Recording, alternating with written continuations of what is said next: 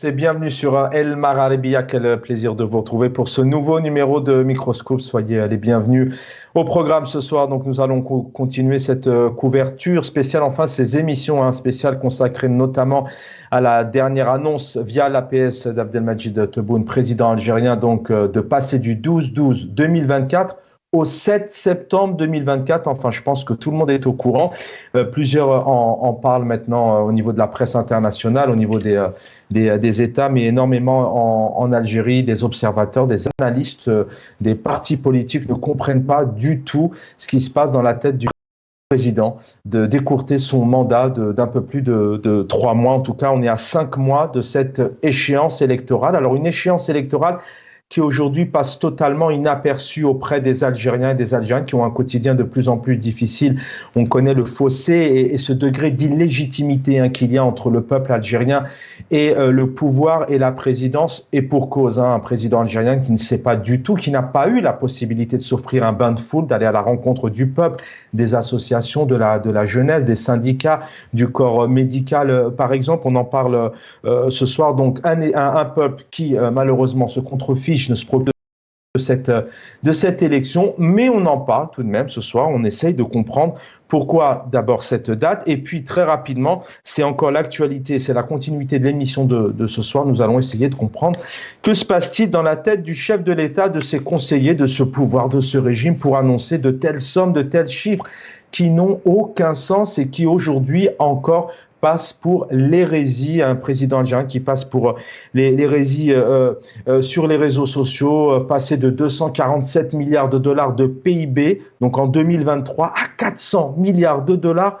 fin 2025. C'est pour vous dire comment aussi il annonce pouvoir donc avoir une recette en termes d'agriculture de 35 milliards de dollars dans les mois qui arrivent, augmenter les salaires de 53%, quand on sait que certains États ont déjà du mal à augmenter d'1 ou 2 points. On essaiera de comprendre à quoi riment tous ces chiffres. D'ailleurs, on se pose la question ce soir, c'est le titre de l'émission. Alors, est-ce que c'est de l'irresponsabilité ?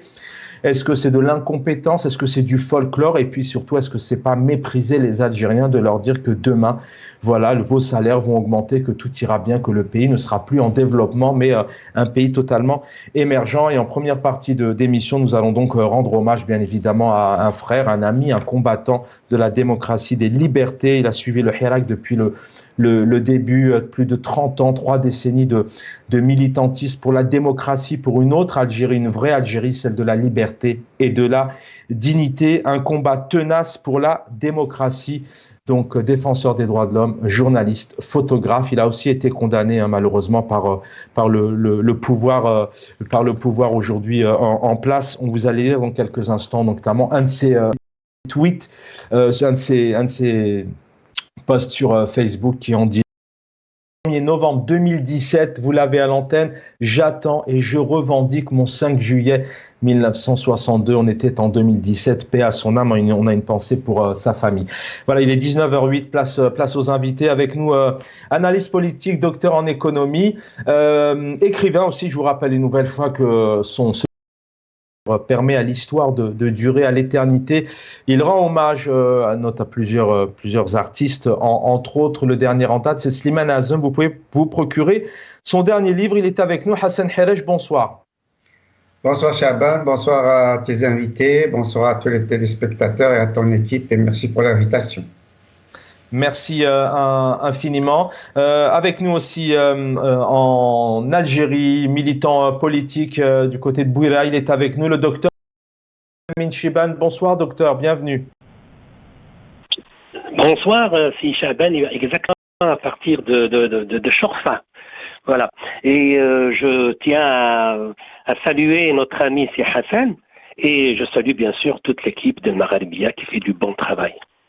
Merci infiniment, effectivement. On permet encore une fois ce soir de saluer toute l'équipe et les équipes techniques qui sont dans l'ombre et à la rédaction. Avec nous, le plaisir de le retrouver ce soir, enseignant, militant politique, formateur. Il est avec nous, Abderrahim Moussawer, bonsoir.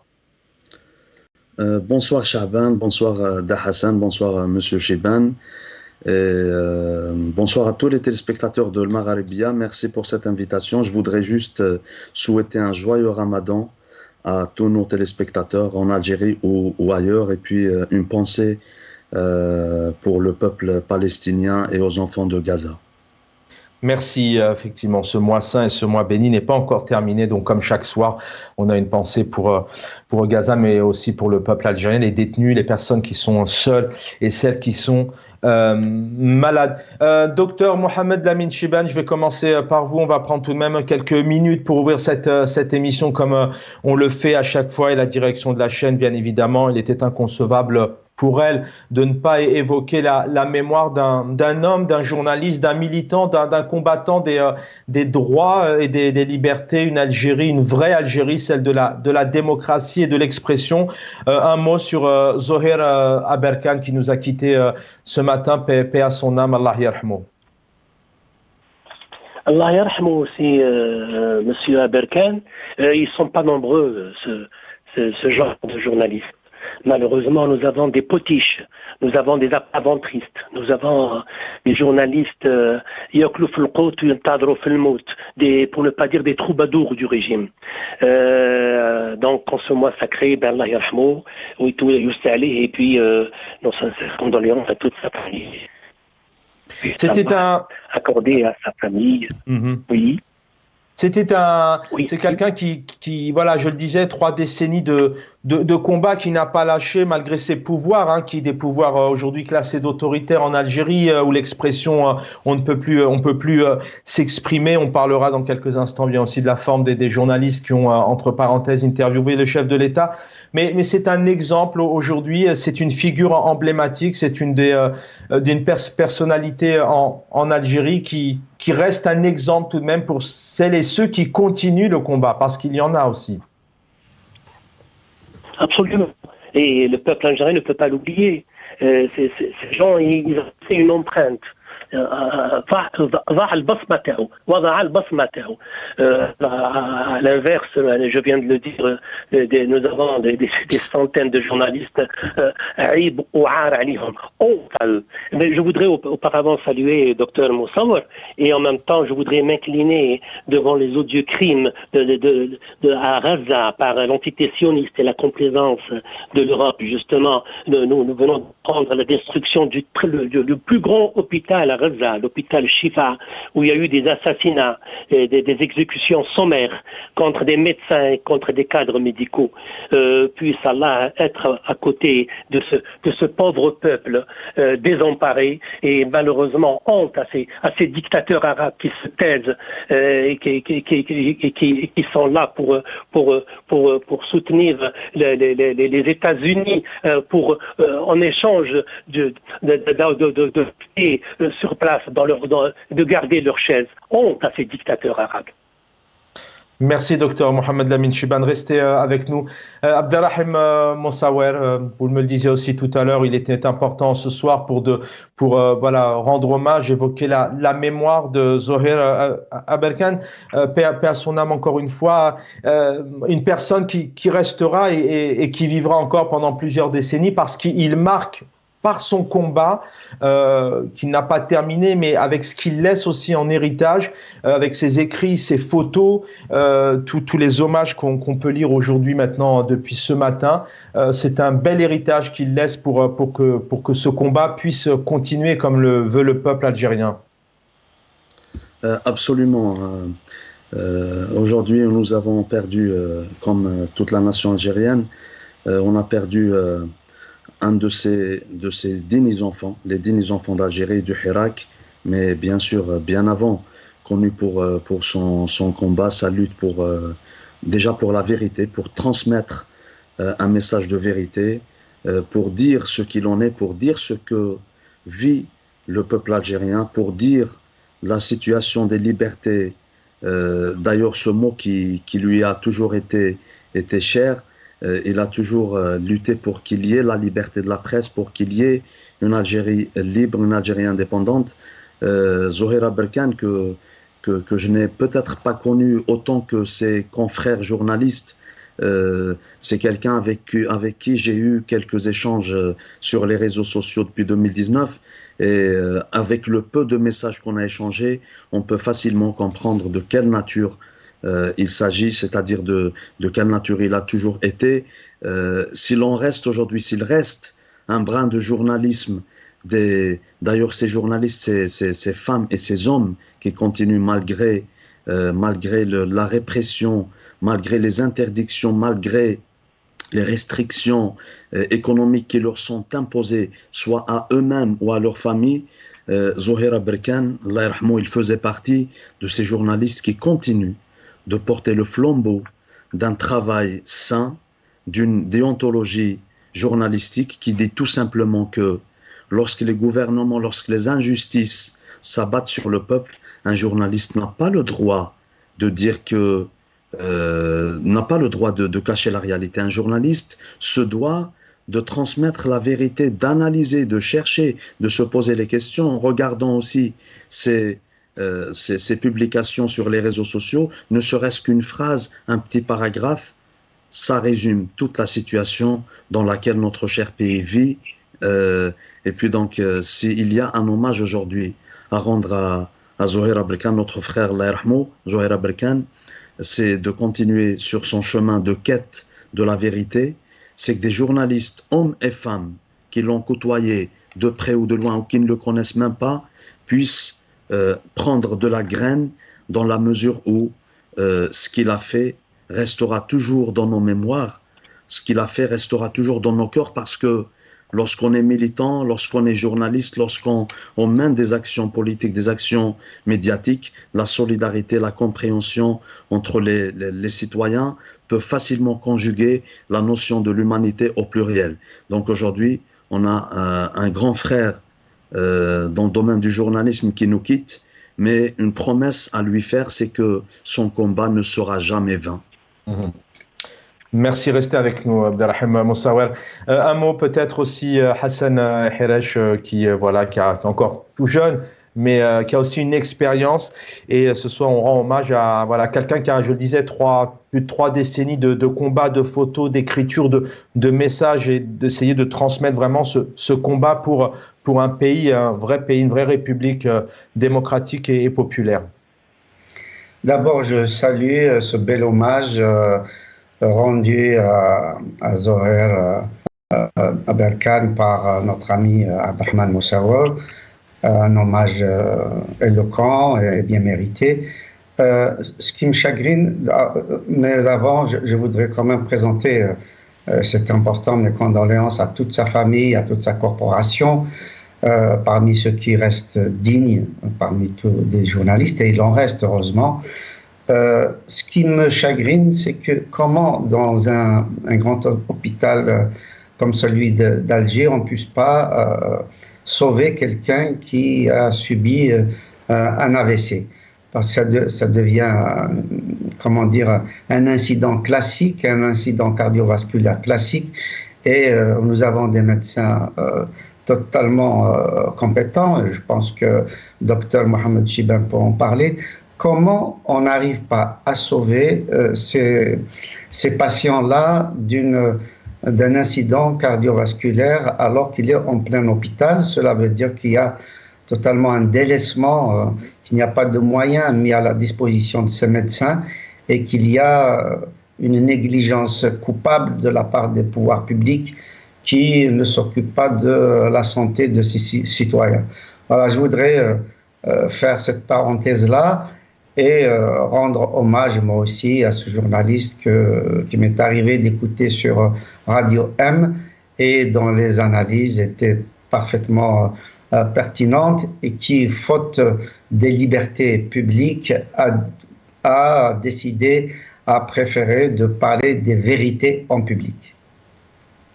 Merci Hassan Hiresh pour ces quelques mots. Voilà, déjà en 2017, il demandait son 5 juillet 1962, fête nationale, indépendance, une vraie indépendance. Et c'est loin, on est loin de ce que devaient vivre normalement les Algériens et les Algériennes. C'est pour cause, on en parle ce soir, puisqu'on a un président plutôt optimiste. On se retrouve dans une poignée de secondes.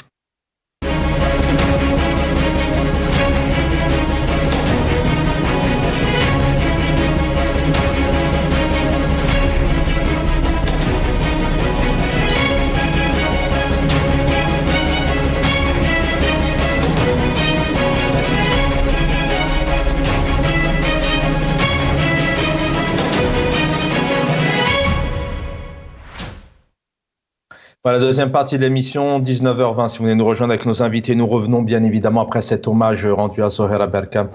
Paix à son âme. On a une pensée pour toute sa famille et ses proches. Nous continuons à décortiquer cette entrevue, cet entretien, cette interview qui a été enregistrée dans la semaine et qui a été diffusée aux Algériens et aux Algériennes samedi soir. Donc découpage, montage, mais malgré ça, des énormités. Hein. On se pose la question aujourd'hui, est-ce que le président n'exagère pas? Est-ce qu'il connaît réellement les sujets économiques? Comment peut-il sortir de telles énormités, passer par exemple à 400 milliards de dollars de PIB d'ici 2025, alors que selon le FMI, en 2023, l'Algérie était à 247 milliards. On va d'abord écouter la question du journaliste et on va poser la question au docteur Mohamed Lamine Chibane. Est-ce que réellement,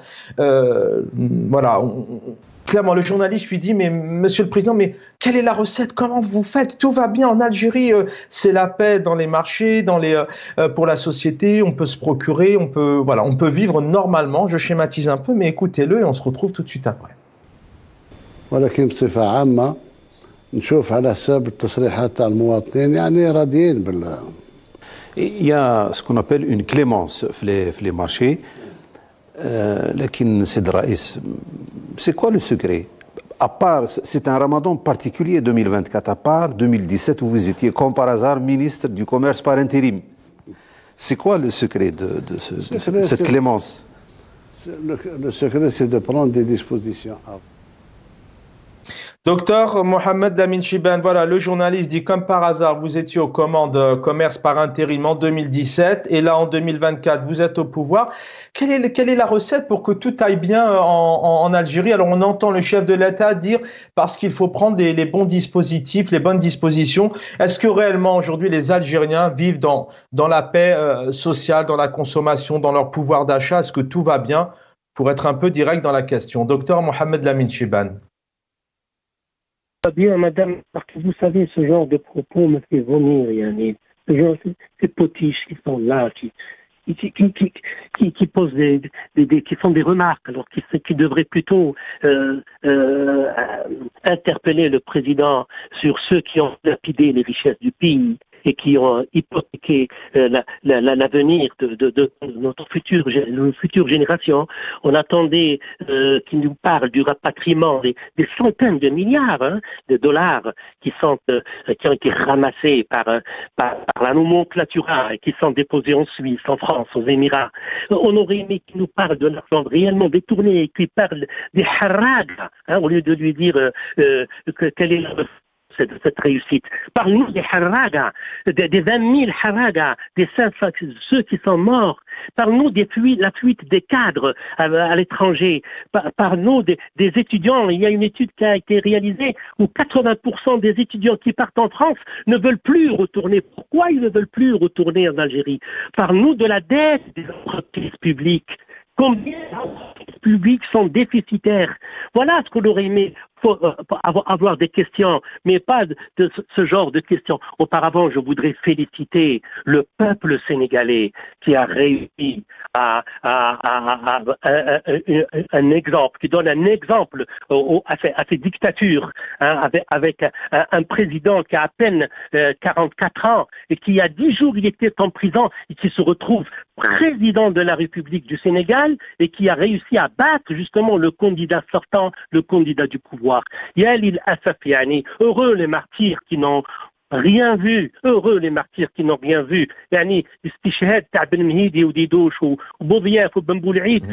Pour arriver à ce résultat, c'est malheureux de voir la situation amère, triste de notre pays. Est-ce que vous savez la hausse des prix durant le mois de Ramadan? Allez demander combien coûte le kilo de banane. Il est à plus de 400 dinars. C'est ça la réussite du pays. Combien on produit de quintaux, de tonnes de céréales? Est-ce que vous savez que l'Algérie, elle produit 2,2 millions de tonnes et on importe 7,7 millions de tonnes de céréales. C'est ça, si vraiment on veut connaître le poids de notre pays, si en voyant, juste en se comparant, quand on voit que le Maroc, il importe moins que l'Algérie et il produit que l'Algérie. Quand je parle du Maroc, parce que c'est un pays voisin, c'est un peuple frère, il faut dire la vérité. Et comme le disait Yamina Khadra, c'est incroyable.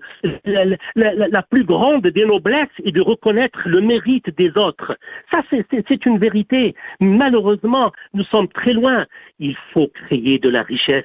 Il faut créer du travail, ne pas acheter la paix sociale, justement, pas de populisme. L'augmentation des salaires sans richesse derrière veut dire inflation. Et nous allons droit au but, droit au mur, comme ça s'est passé au Venezuela et au Liban. Il faudrait avoir le courage de toute la vérité, rien que la vérité, que la vérité. Nous n'avons pas une économie performante. Nous sommes loin encore. Nous avons encore beaucoup de travail. Et vous croyez qu'avec 200 milliards de dollars de PIB, le PIB sans les ressources d'hydrocarbures, rien, c'est du pipi de chat, c'est rien du tout. Il est impératif d'améliorer nos indicateurs macroéconomiques. Nous sommes à même pas, la Thaïlande, elle fait mieux que nous, mais c'est incroyable. Et on ose parler, pavoiser, on est bien. C'est malheureux. Des pays de même niveau de développement que l'Algérie s'en sortent beaucoup mieux que nous. Voilà ce que je veux dire, mon ami Chaban. Merci, c'est vrai que c'est bien dommage, hein. Enfin, encore une fois, sans culpabiliser, mais d'entendre de telles questions, on aurait aimé, enfin les Algériens auraient aimé avoir des journalistes qui piquent, hein, vraiment le chef de l'État. Comment faites-vous sur ces 400 milliards de dollars de PIB, de revenir aussi, hein, sur le projet de production laitière à Djelfa qu'avait annoncé Abdelmajid Tebboune, le projet ferroviaire Sud-Nord, la récupération aussi de l'argent volé, puisqu'il avait dit clairement qu'il savait où elle était, et puis les 54 promesses. Encore une fois, ici, on est en direct et c'est vrai qu'on a une direction qui nous donne la totale liberté de toutes nos questions et je en profite pour remercier la chaîne pour leur confiance. On va écouter l'annonce des 400 milliards de PIB et on écoutera le docteur Hassan Hiraj juste derrière. Fin 2025, début, premier trimestre, semestre 2026, le PIB interne, Inch'Allah, va dépasser les 400 milliards de dollars. Inch'Allah. Fin 2026. Maximum, en cours de 2026. On arrivera, le taux de croissance interne, on va le maintenir. On va essayer d'arriver à 2026, 2027 avec le reste de ce qui reste pour doubler les salaires. C'est-à-dire on est à 47%, nous نزيد 53% تاعها. باش نولي حقت المرتبات الى زياده تاع 100%. Voilà l'annonce de 400 milliards de dollars de PIB, une production agricole aussi de 35 milliards de dollars de rentrée d'argent et un projet d'investissement majeur avec un pays donc arabe pour l'instant méconnu pour produire notamment de la poudre de lait du côté de Adrar, a-t-il dit, l'exploitation de 100 000 hectares de terrain. Hassan Hiraj, alors qu'est-ce que ça vous évoque, vous qui êtes docteur en économie? On peut vraiment quasiment doubler son PIB comme ça sur un pays comme l'Algérie. Est-ce que ça vous inspire, ces annonces?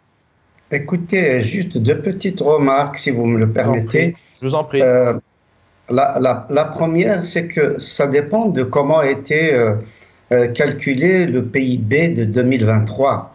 À partir du moment où on calcule un PIB, c'est-à-dire toutes les richesses produites dans un pays, moins les importations, on peut se demander si, par exemple, l'économie informelle, donc tout ce qui est au noir, s'il n'a pas été calculé en 2023, et il est tout à fait possible d'attendre ce chiffre-là dans un an ou deux, dans la mesure où l'économie informelle en Algérie, tout le monde le sait, est d'un pourcentage extrêmement élevé. Il y a même un certain nombre d'observateurs, moi je n'ai pas les chiffres sous les yeux ni en tête, mais on parle de 30-40% de l'économie informelle qui dans l'économie nationale. Donc si on tient compte de ce paramètre-là, plus le paramètre de l'inflation, il est tout à fait possible d'atteindre le chiffre qui a été cité par Abdelmajid Tebboune. Ceci dit, je mets un bémol, parce qu'en même temps, il nous parle d'une croissance qui reste, on maintient la croissance. Exactement. Or, lorsque on double, pratiquement double de 227 ou 247 milliards à 400, c'est presque le double. Donc, il dit qu'on maintient le taux de croissance. Donc, si on le maintient, ça veut dire tout simplement il ne peut pas faire le bond dont il a parlé. Donc il y a une contradiction que je relève.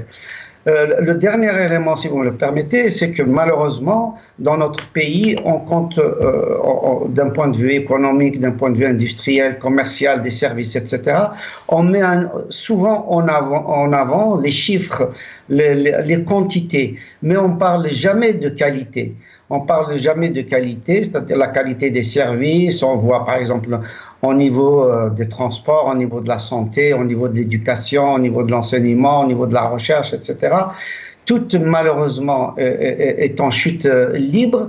On parle pas non plus de la qualité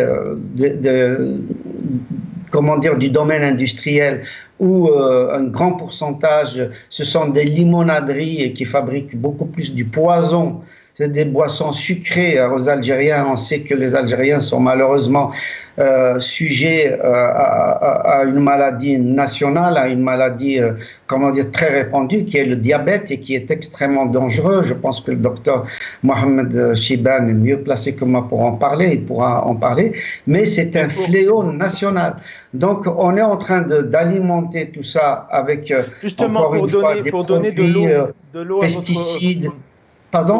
Pour aller un peu dans votre sens, encore 2 petites minutes avec vous, mais vous qui êtes voilà, quand même spécialisé en économie, qui connaît aussi le fonctionnement, comment les choses peuvent avancer, on a l'impression qu'à chaque fois que le chef de l'État algérien donne des entretiens, c'est vrai qu'ils sont enregistrés, qu'ils sont découpés, etc. Ça, c'est malheureux. Mais bon, ça, c'est comme ça. Hélas, mais on a l'impression, voilà, d'abord là, il projette des choses, alors qu'il n'annonce pas de bilan, on ne lui pose pas de questions sur ce qui a été fait, et on a l'impression quand même que tous ces chiffres qui sont balancés, il y a une incompétence, une méconnaissance, une exagération, parfois même un mépris, ou même prendre les Algériens et les Algériennes pour des moins que rien, de leur annoncer de tels éléments. Moi, ce qui me fait peur dans tout ça, c'est que ce soit peut-être dans un cadre beaucoup plus de campagne électorale que de dire un certain nombre de vérités sur les agrégats économiques au niveau national.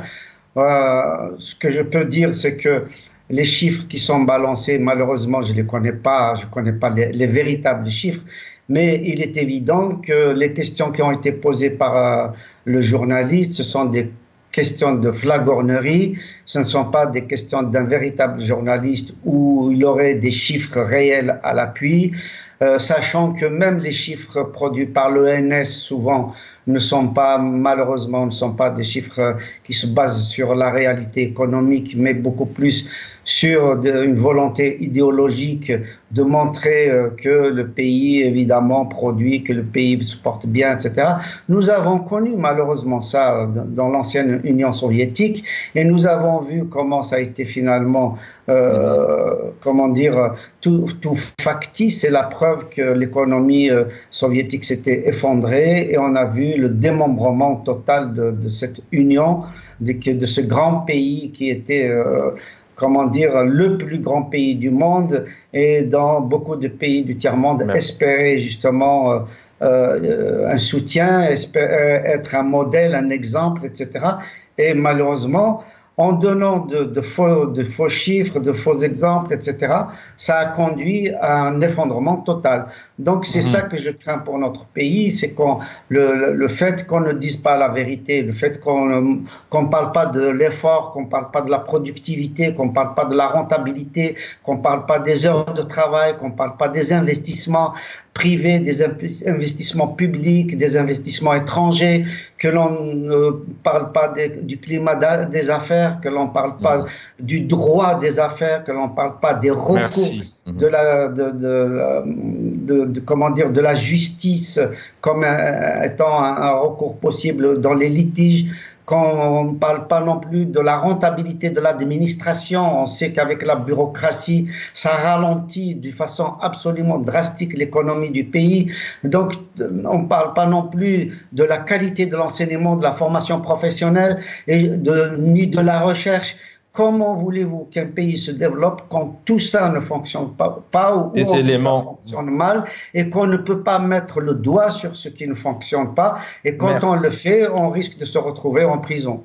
Merci Hassan Helaj. Voilà, vous venez d'évoquer ce que peut-être on aurait aimé entendre depuis 5 ans, puisque vous l'avez vu depuis 5 ans, on entend très peu de ministres, de projets politiques, économiques, sur plus tous les secteurs qui touchent la nation et le peuple, comme l'éducation, la santé et le pouvoir d'achat, par exemple. Le dinar. Comment renforcer le dinar quand on voit l'état du dinar et on écoute Abderrahim Moussawar juste derrière.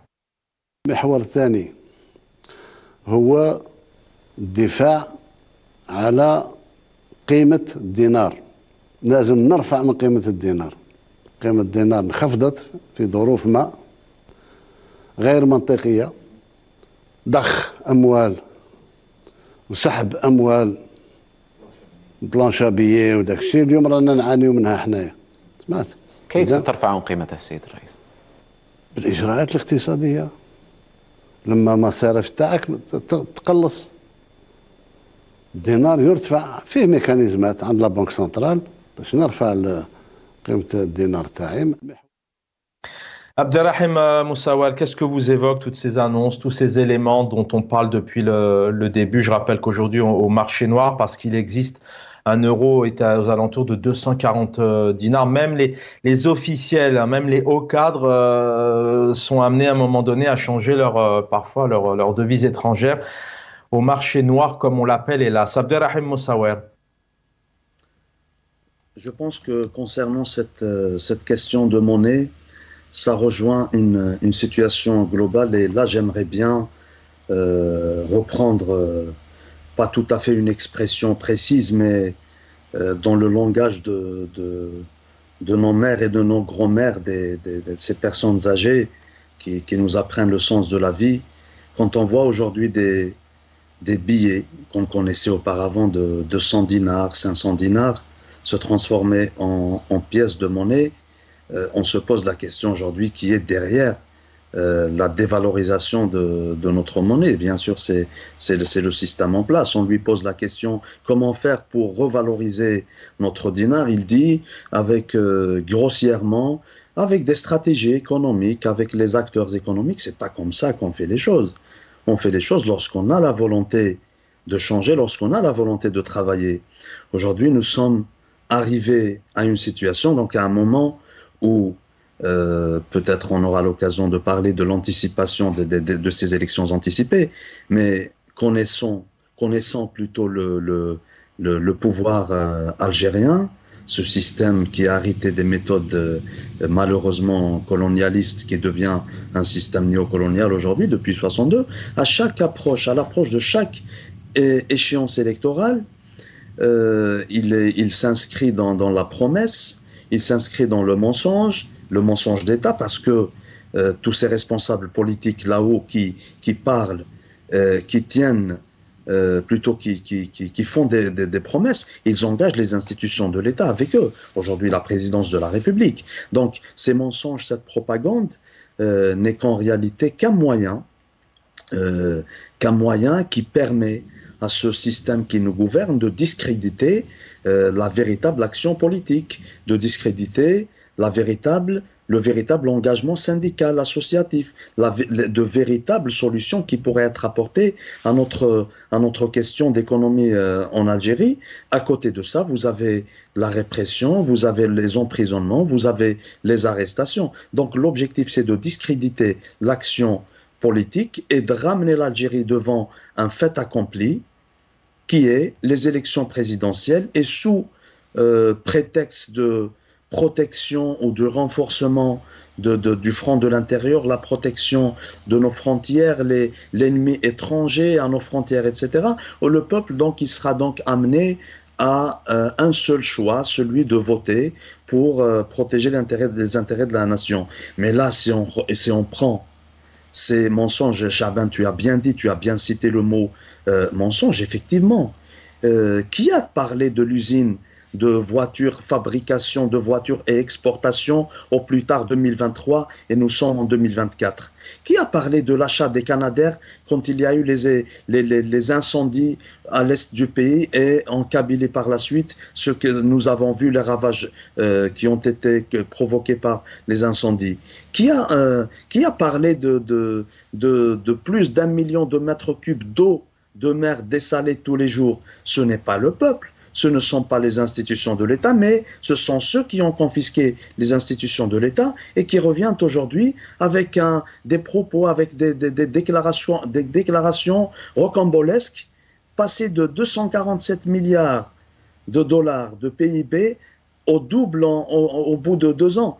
Et nous avons vu récemment l'intervention ou le comportement d'une certaine presse aux ordres, mais aussi de leaders, de chefs de partis politiques qui sont bien sûr gagnés, qui sont favoris au système en disant que Abdelmajid Tebboune, le désigné de Mouradia bien sûr, il est en train de faire un travail extraordinaire, 5 ans ne lui ont pas suffi, donc il faut s'inscrire dans la continuité. Donc tous ces propos, toute cette propagande, tous ces mensonges ne servent deux choses plutôt.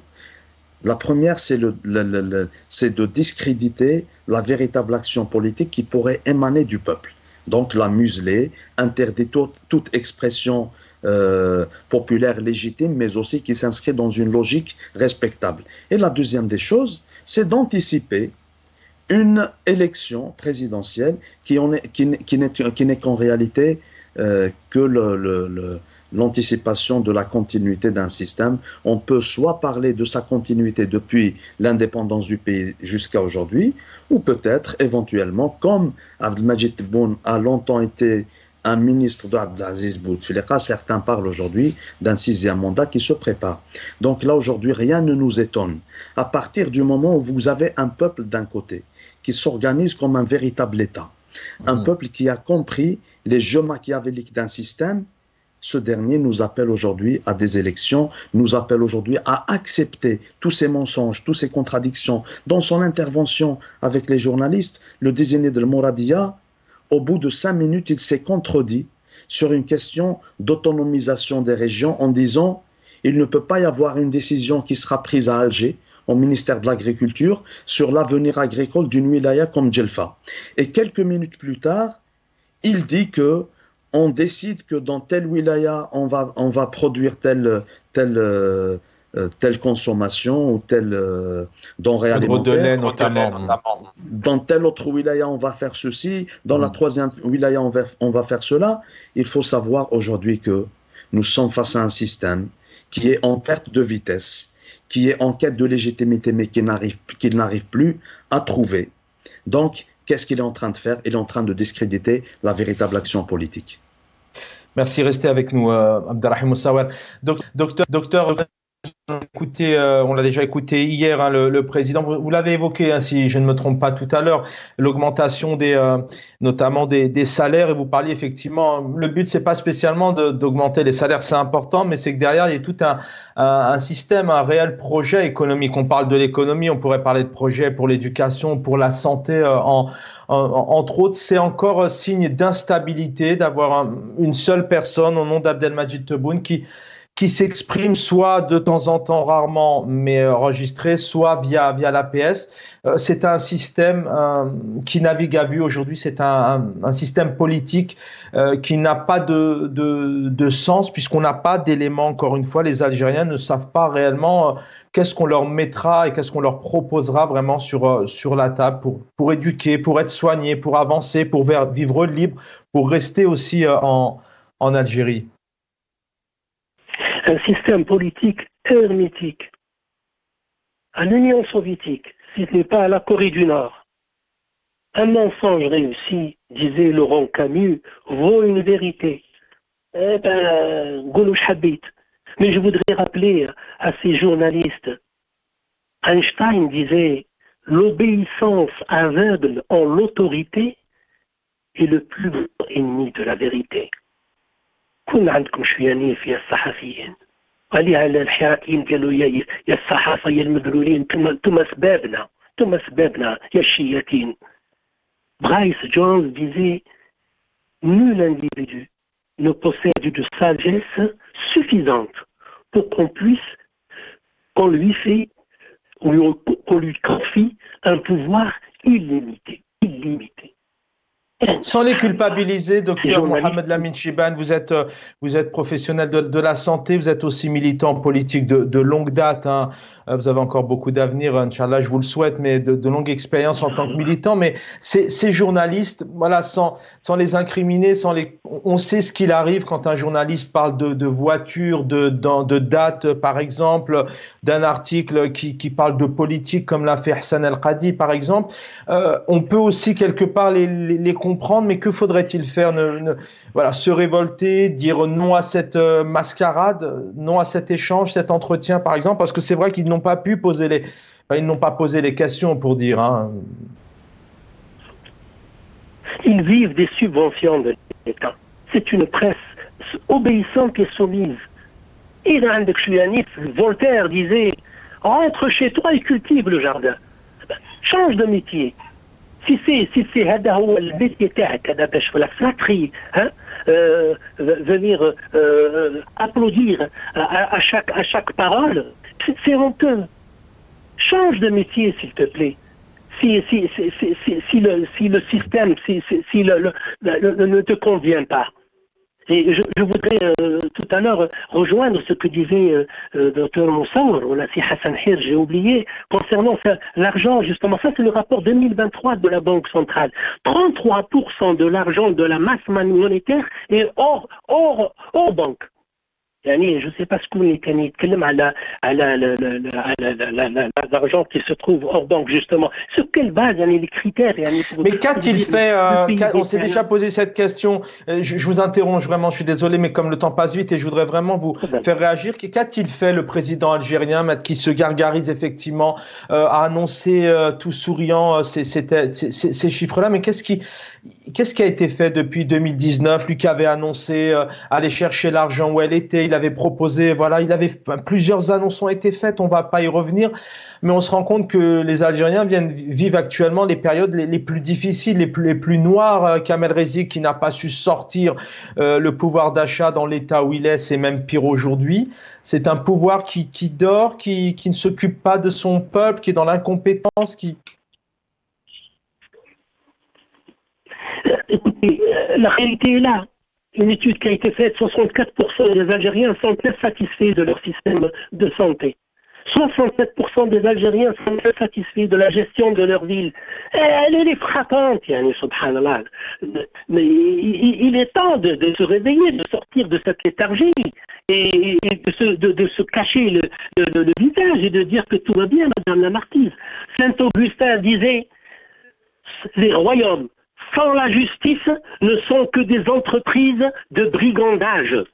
Alors, le jour où la justice sera libre, le jour où il y aura la liberté d'expression, la liberté d'opinion, où il y aura les médias seront libres, à ce moment-là, l'Algérie se développera.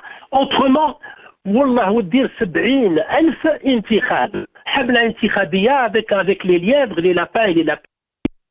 On avant en course au pouvoir, et puis on va, ils viennent pleurnicher et dire on nous a volé nos voix.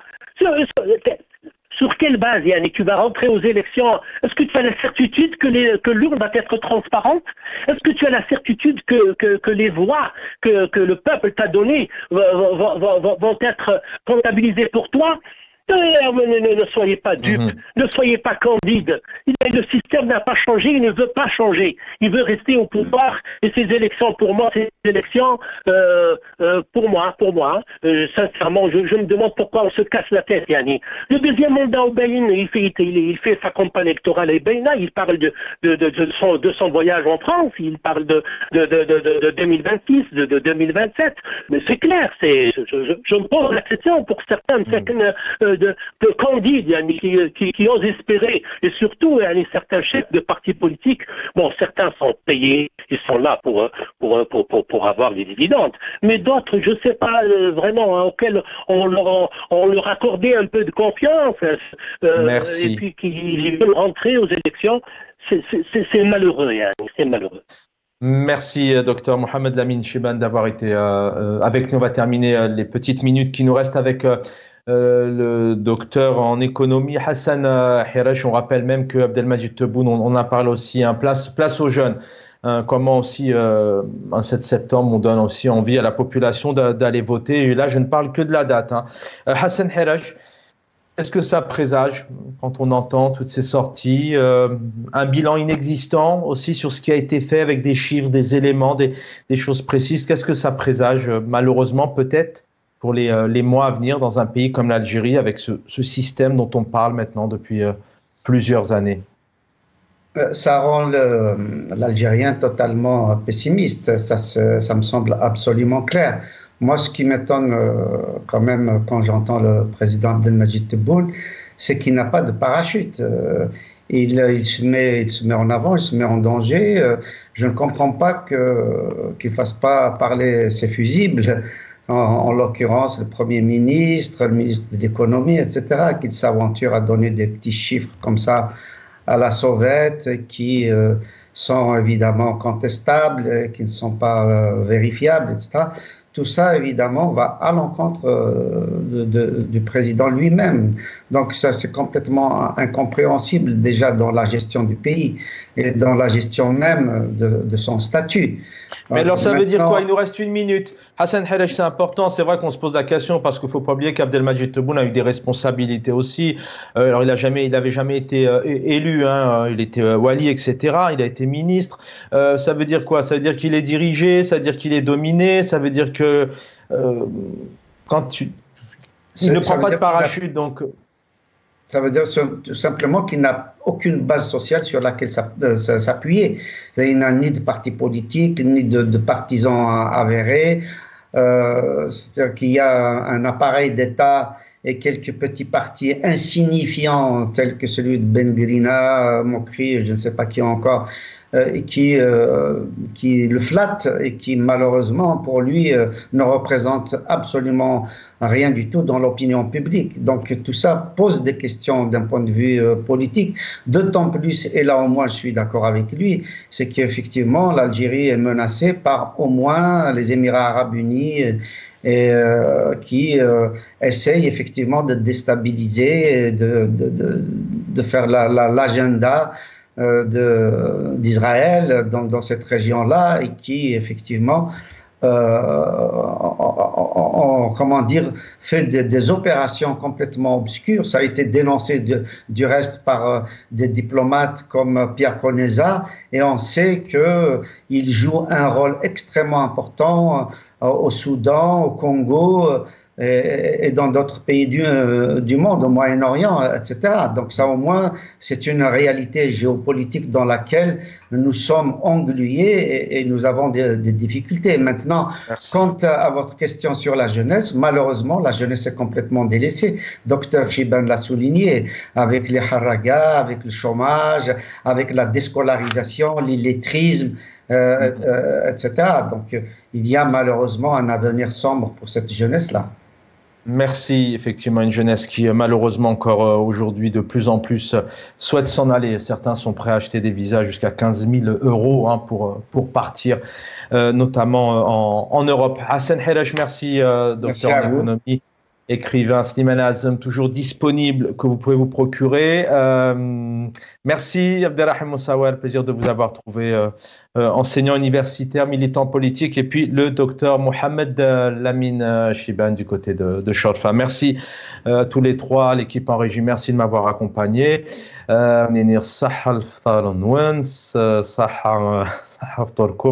Et nous retrouverons Nassa Djoudi demain soir à la même heure. Bonne soirée à tous.